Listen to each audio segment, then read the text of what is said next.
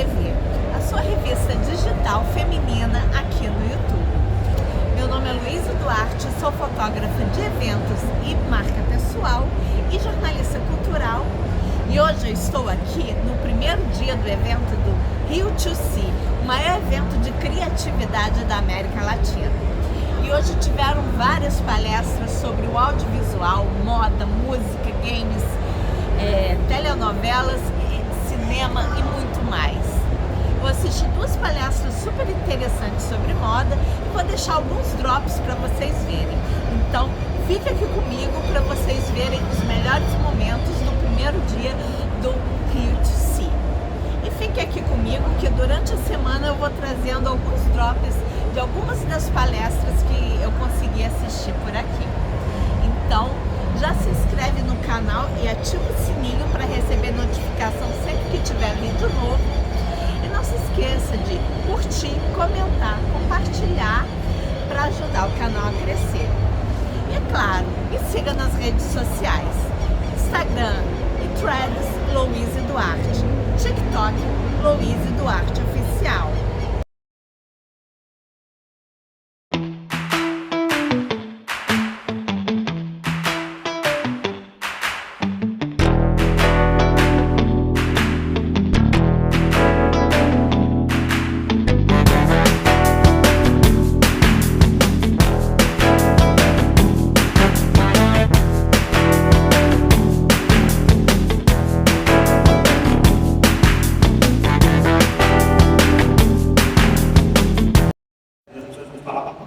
Como é que eu consigo trabalhar com moda de forma acessível de alguém que tem esse interesse? E a rede social criou essa possibilidade. Ao mesmo tempo, ela desmistificou e também a rede social surge junto com um novo olhar para a moda, né? Uma ressignificação da moda, também de novas possibilidades, com um olhar mais plural, com mais representatividade, com todos esses novos olhares que a gente tem chegado também, né? Com novas questões. E eu acho que a moda ainda está um pouco se reorganizando dentro disso tudo, né? Que a gente chamava de tendência, é uma palavra tendenciosa, estranha hoje em dia. Eu me acho muito descolado, dois de mim, dois patetas. Eu não quero andar com ninguém que me parecido comigo. Então, esse jeito de se agrupar, ele se forma e se desfaz o tempo inteiro. E a internet traz dinâmicas que são muito positivas, mas também traz dinâmicas que são muito cruéis, exclusivas, de certa forma. Então, eu acho que a gente está todo mundo ainda aprendendo muito, né? Principalmente o jeito como que as marcas se colocam, o que seria uma comunicação de moda, né? A velocidade com que as imagens se desgastam, né? Antes, com as marcas, a gente trabalhava com campanhas, tinha uma temporalidade nas coisas, isso vulgares e volátil, muito rápido. A gente está se reagrupando, né? Existem tradições que sumiram, outras que surgiram. Todo mundo pode fazer fotos. Existe também um funcionamento que é muito interessante do profissional de moda precisar exercer moda, né?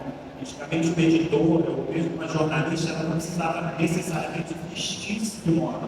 E hoje em dia, por conta da rede social, ela precisa ocupar esse papel também na rede social, né? Então, fica parecendo que ela ser jornalista de moda, ela tem que se vestir de determinada maneira. Isso não pode ser muito impositório, assim. Então, acho que a gente ainda está desenvolvendo também uma ética com relação a isso, mas é impossível parar o tempo e questionar se isso é positivo ou negativo. A gente, na verdade, está driblando, e o que importante seria que a gente consiga criar uma ética, né, para que isso seja benéfico para as pessoas e não as adoeça, né, que é o que a gente está vendo sobre vários aspectos. A gente viu países anteriores. Que a moda seja um movimento de empoderamento, de forças positivas e de autoestima para as pessoas, e não o brilho ou a necessidade de autoafirmação, principalmente se a gente se separar da questão classista, né, que é muito forte no segmento da gente. Eu quero ensinar para as pessoas o que eu faço.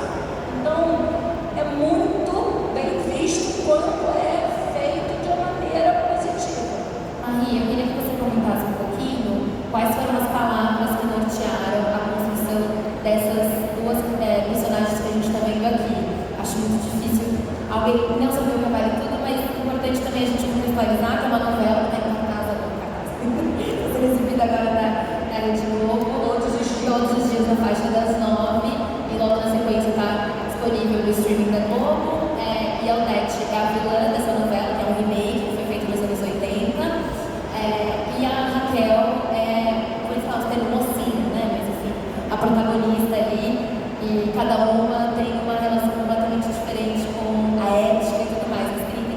quais foram as palavras que nortearam, já que você disse, o figurino parte de um texto, de uma palavra, quais foram as palavras que nortearam o figurino de Odete e de Raquel? Eu acho que essa novela tem a ver com ética. Então, ética são as palavras que quase todos os personagens, assim, a Manuela, que é escritora, autora, ela fala que tem o sinal amarelo, que é a Raquel, tem o sinal vermelho, que é a Odete, e entre o amarelo tem o vermelho, que é a Odete, tem o verde, que é a Raquel, e entre o verde e o vermelho, todos os personagens, todos têm a ver com ética. Não é, acho que é ética, é Vila Isabel, Foz do Iguaçu. Enfim, gostar de moda. Mas tem um item específico que marcou a minha vida quando eu era muito pequeno. Eu não venho de uma família com grande poder aquisitivo, então, apesar de eu poder ter as coisas que eu queria, elas levavam muito tempo para acontecer. Então eu lembro de desejar um tênis da Vans quadriculado, não sei se vocês já viram, mas quando esse tênis começou a dar uma hypada, eu tinha, sei lá, acho que uns 6 anos de idade, eu tenho 24 anos hoje, faço 25 em junho agora, e eu lembro de desejar muito esse tênis. Eu lembro de um dia, depois de muitos meses, eu chegar no meu quarto e estar em cima da minha cama, assim, aí meus pais me presentearam com o tênis. E quando eu vestia aquele tênis, eu tinha uma sensação de autenticidade, uma sensação de realização, não pelo bem, mas por como eu me sentia com ele. E dali eu me tornei um grande apaixonado por sapatos, por tênis e tudo mais. E acho que é ali meio que marca esse início, sabe? Logo em sequência disso, eu era meio fã de banda emo, assim, meio, sabe, Restart, Cine, e aí as calças coloridas, calças skinny. Então juntava o tênis quadriculado com uma calça skinny, e o cabelo solto, assim, a franja acabou. Eu me sentia a pessoa mais realizada, feliz e autêntica. A moda, ela sempre para mim foi uma coisa muito distante, em todos os sentidos. Até porque minha mãe, ela me dava, acho que 2 peças de roupas para viver no ano, e o resto era livre. Assim. Minha mãe tinha um foco muito grande para que eu me tornasse uma leitora, para que eu estudasse. Então a roupa sempre foi um limite muito grande, até do ponto de vista de condições materiais que a gente tinha. Depois, quando eu estava vivendo a minha fase de transição, eu percebi que o meu corpo ele passou a ser muito mais controlado à medida que eu passei a usar roupas femininas no meu processo de transição. Então, até então, parecia que o meu corpo era um corpo avulso, assim, onde ninguém dava grande atenção. E depois, na fase de transição, as pessoas começaram a controlar. Primeiro o choque, né, que foi quando eu comecei a usar algumas peças femininas. Isso foi muito chocante dentro da minha história. Eu lembro que eu sou paulistana, então eu morava na Rua do Mackenzie, que é uma faculdade particular de elite paulistana. E eu lembro que eu morava naquela rua, e quando eu passei na rua, já com roupa feminina, os estudantes do Mackenzie foram tipo a loucura, uma parte deles. E eles me xingavam e faziam, usavam vocabulários jocosos. E eu lembro daquilo. Acho que essa troca de roupa e essa troca de peças, ela foi muito. Ela demarca o momento de transição. Não é à toa que as pessoas chamam as mulheres trans, passaram a ser chamadas de travestis, porque estava muito associado ao fato de se travestir mesmo, de ter uma vestimenta travestida.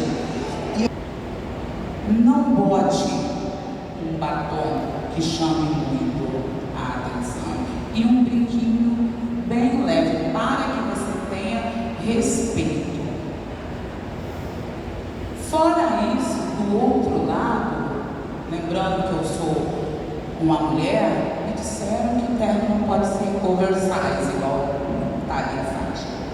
O terno tem que ser justinho, que o jeans tem que ser justinho, que o tênis ele só serve para ir à escola.